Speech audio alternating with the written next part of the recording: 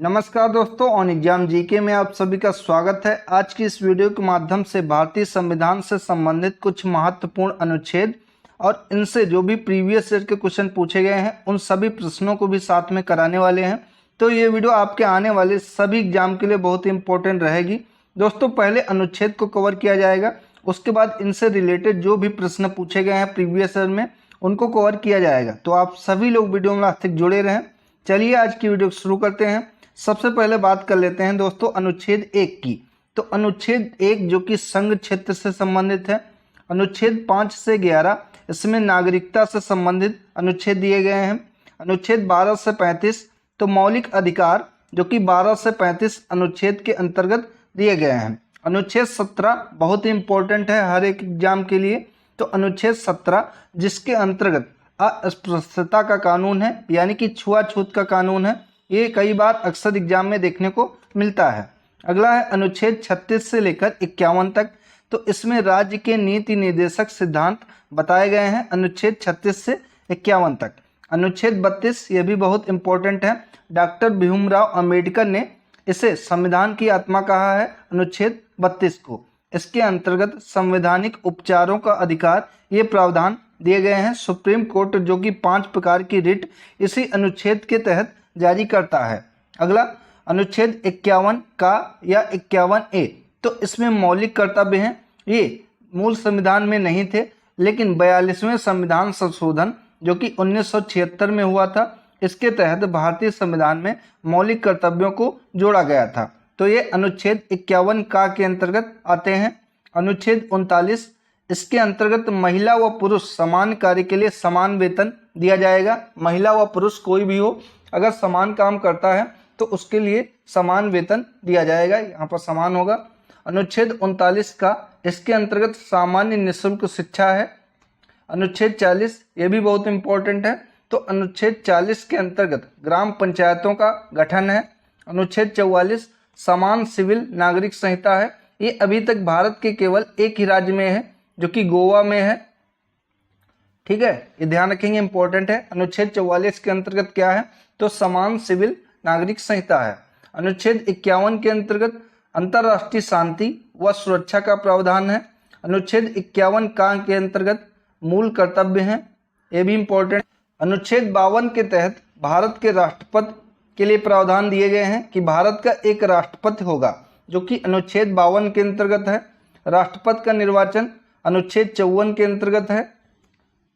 अनुच्छेद 55 के अंतर्गत राष्ट्रपति के निर्वाचन की रीत, यानी कि राष्ट्रपति का चुनाव कैसे होगा, इसके संबंधी प्रावधान अनुच्छेद 55 में दिए गए हैं। राष्ट्रपति की शपथ जो कि अनुच्छेद 60 में इससे प्रावधान दिए गए हैं। अनुच्छेद 61 राष्ट्रपति पर महाभियोग चलाने की प्रक्रिया का वर्णन इसमें किया गया है। ये इंपॉर्टेंट है सभी एग्जाम के लिए। अगला है अनुच्छेद 63। तो अनुच्छेद 63 के अंतर्गत बताया गया है कि भारत का एक उपराष्ट्रपति होगा। अनुच्छेद 66 तो उपराष्ट्रपति का निर्वाचन संबंधी प्रावधान जो कि अनुच्छेद 66 में बताए गए हैं। अनुच्छेद 69 तो इसमें उपराष्ट्रपति की शपथ के बारे में बताया गया है। राष्ट्रपति की शपथ के बारे में किसमें बताया गया है, तो ये अनुच्छेद 60 में बताया गया है। ठीक है, और बताएंगे राष्ट्रपति पर महाभियोग चलाने की प्रक्रिया का वर्णन कौन से अनुच्छेद में है, तो अनुच्छेद 61 में है। अनुच्छेद 72 के तहत राष्ट्रपति को क्षमा दान करने की शक्ति प्रदान की गई है। अनुच्छेद 74 के तहत राष्ट्रपति को मंत्रिमंडल की सलाह करने के लिए उपाध्यक्ष नियुक्त करना होगा, ये बताया गया है। अनुच्छेद 75 के तहत प्रधानमंत्री की नियुक्ति बताई गई है। अनुच्छेद 76 के अंतर्गत भारत का एक महान्यायवादी होगा। अनुच्छेद 78 के अंतर्गत प्रधानमंत्री के क्या क्या कर्तव्य होते हैं, ये बताया गया है। अनुच्छेद 79 के अंतर्गत संसद का गठन बताया गया है। संसद के 3 भाग होते हैं जो कि अनुच्छेद 79 है। ठीक है, 80 के अंतर्गत राज्यसभा का गठन बताया गया है और 81 के अंतर्गत लोकसभा की संरचना बताई गई है। भारतीय संसद जो कि 3 अंगों से मिलकर बनी होती है। पहला अंग है भारत के राष्ट्रपति, दूसरा अंग है राज्यसभा और तीसरा अंग है जो कि लोकसभा। तो 3 ये अभिन्न अंग होते हैं जो कि भारतीय संसद के, ये भी ध्यान रखेंगे। अनुच्छेद 84 तो संसद सदस्य की अर्हता क्या होगी, ये अनुच्छेद 84 में वर्णन किया गया है। अनुच्छेद 85 में तो संसद की सत्र और सांसद लोकसभा का विघटन ये बताया गया है। अनुच्छेद 86 के तहत राष्ट्रपति का सदस्य को संबोधित करना, इससे संबंधित प्रावधान दिए गए हैं। अनुच्छेद 87 के तहत राष्ट्रपति का विशेष अभिभाषण, इससे संबंधित प्रावधान दिए गए हैं। अनुच्छेद 89 तो राज्यसभा के सभापति और उपसभापति से संबंधित प्रावधान दिए गए हैं। अनुच्छेद 100 ये इंपॉर्टेंट है, तो संसद की गणपूर्ति के बारे में अनुच्छेद 100 में बताया गया है। अनुच्छेद 110 तो इसमें धन विधेयक से संबंधित प्रावधान है। अनुच्छेद 112 तो इसमें वार्षिक वित्तीय विवरण के बारे में प्रावधान दिए गए हैं, यानी कि जिसको बजट बोला जाता है। हालांकि बजट शब्द का उल्लेख भारतीय संविधान में नहीं किया गया है, भारतीय संविधान में वार्षिक वित्तीय विवरण कहा गया है इसको, यह अनुच्छेद 112 के अंतर्गत आता है। अनुच्छेद 123 तो संसद के द्वारा अध्यादेश जारी करने की राष्ट्रपति की शक्ति इसमें प्रदान की गई है। अनुच्छेद 124 उच्चतम न्यायालय की स्थापना का गठन किया गया है अनुच्छेद 124 के तहत। अनुच्छेद 129 तो इसमें उच्चतम न्यायालय का अभिलेख न्यायालय होना ये बताया गया है। ये भारत का सुप्रीम कोर्ट जो कि एक अभिलेख न्यायालय होगा, ये अनुच्छेद 129 में वर्णन किया गया है। अनुच्छेद 143 तो इसके अंतर्गत उच्चतम न्यायालय से परामर्श करने की शक्ति जो कि राष्ट्रपति को दी गई है। अनुच्छेद 148 के तहत भारत का नियंत्रक महालेखा परीक्षक होगा। अनुच्छेद 153 के तहत राज्यों के राज्यपाल होंगे। अनुच्छेद 155 के तहत राज्यपाल की नियुक्ति राष्ट्रपति के द्वारा की जाएगी, इससे संबंधित प्रावधान दिए गए हैं। अनुच्छेद 159 के तहत राज्यपाल द्वारा शपथ की क्या प्रक्रिया है, ये प्रावधान दिए गए हैं। अनुच्छेद 165 में राज्य का अधिवक्ता ये बताया गया है। अनुच्छेद 168 में राज्य के विधान मंडलों का गठन कैसे किया जाएगा, ये बताया गया है। अनुच्छेद 170 में विधानसभा की संरचना कैसी होगी, ये बताया गया है। अनुच्छेद 202 में वार्षिक वित्तीय विवरण राज्य से संबंधित, अनुच्छेद 112 में जो कि केंद्र से संबंधित था, लेकिन अनुच्छेद 202 में वही वार्षिक वित्तीय विवरण जो कि राज्य से संबंधित है। अनुच्छेद 202 ये भी इंपॉर्टेंट है। अनुच्छेद 214 तो राज्य के लिए उच्च न्यायालय होगा, ये अनुच्छेद 214 में बताया गया है। अनुच्छेद 226 तो उच्च न्यायालय द्वारा कुछ रिट जारी करने की शक्ति है। और अनुच्छेद 32 के अंतर्गत सुप्रीम कोर्ट या उच्चतम न्यायालय के द्वारा 5 प्रकार की रिट जारी करने की शक्ति थी। अगला अनुच्छेद 231 तो 2 या 2 से अधिक राज्यों के लिए उच्च न्यायालय होना, यानी कि एक ही उच्च न्यायालय 2 या 2 से अधिक राज्यों के लिए काम कर सकता है। अनुच्छेद 243 का तो इसमें ग्राम पंचायत और ग्राम सभा के बारे में वर्णन किया गया है। अनुच्छेद 243 का इसमें पंचायत का गठन संबंधी प्रावधान है। अनुच्छेद 263 अंतरराज्यीय परिषद से संबंधित प्रावधान है। अनुच्छेद 280 इंपॉर्टेंट है, तो अनुच्छेद 280 जिसके अंतर्गत वित्त आयोग के बारे में बात की गई है। अनुच्छेद 312 अखिल भारतीय सेवाओं से संबंधित प्रावधान अनुच्छेद 312 में है। अनुच्छेद 315 तो संघ और राज्य के लिए लोक सेवा आयोग की स्थापना जो कि अनुच्छेद 315 में बताया गया है। अनुच्छेद 324 तो निर्वाचन आयोग से संबंधित है। अनुच्छेद 338 राष्ट्रीय अनुसूचित जाति आयोग से संबंधित है। अनुच्छेद 338 का तो ये राष्ट्रीय पिछड़ा वर्ग आयोग से संबंधित है। अनुच्छेद 343 इसके तहत संघ की राजभाषा है। संविधान में कुल 22 भाषाएं वर्णित हैं, ये इंपॉर्टेंट है, ध्यान रखेंगे। पूछ लेता है कि संघ की राजभाषा किस अनुच्छेद के अंतर्गत है, तो अनुच्छेद 343 के अंतर्गत है। अनुच्छेद 352 के अंतर्गत राष्ट्रीय आपातकाल से संबंधित उपबंध दिए गए हैं। अनुच्छेद 356 इससे राष्ट्रपति शासन के बारे में उपबंध दिए गए हैं। वह अनुच्छेद 360 तो इसमें वित्तीय आपातकाल के बारे में उपबंध दिए गए हैं। और अनुच्छेद 360 का एक बार भी प्रयोग भारत में नहीं किया गया है, क्योंकि भारत में अभी तक एक बार भी वित्तीय आपातकाल नहीं लगा है।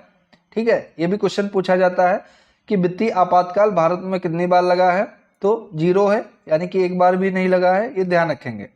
अनुच्छेद 368 किससे संबंधित है, तो संविधान संशोधन करने की संसद की शक्ति यानी कि संसद के पास संविधान में संशोधन करने की शक्ति है।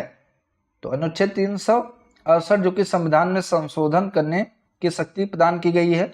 अब पिछले सालों के पूछे गए क्वेश्चन जो कि प्रीवियस ईयर के क्वेश्चन हैं, अलग अलग परीक्षाओं में पूछे गए हैं, ये सभी आपके लिए इंपॉर्टेंट रहेंगे। पहला प्रश्न है, संघ की राजभाषा किस अनुच्छेद के अंतर्गत है?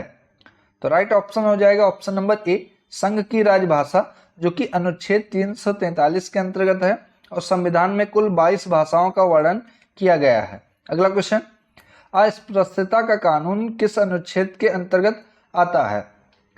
तो राइट ऑप्शन हो जाएगा ऑप्शन नंबर डी, अनुच्छेद 17 के अंतर्गत अस्पृश्यता या छुआछूत का कानून आता है। ये इंपॉर्टेंट क्वेश्चन है, बहुत ही महत्वपूर्ण है, आप लोग ध्यान रखेंगे। अगला, धन विधेयक किस अनुच्छेद से संबंधित है? तो राइट ऑप्शन हो जाएगा ऑप्शन नंबर सी, अनुच्छेद 110 से धन विधेयक संबंधित है। वार्षिक वित्तीय विवरण किस अनुच्छेद में है, जिसे बजट कहा जाता है?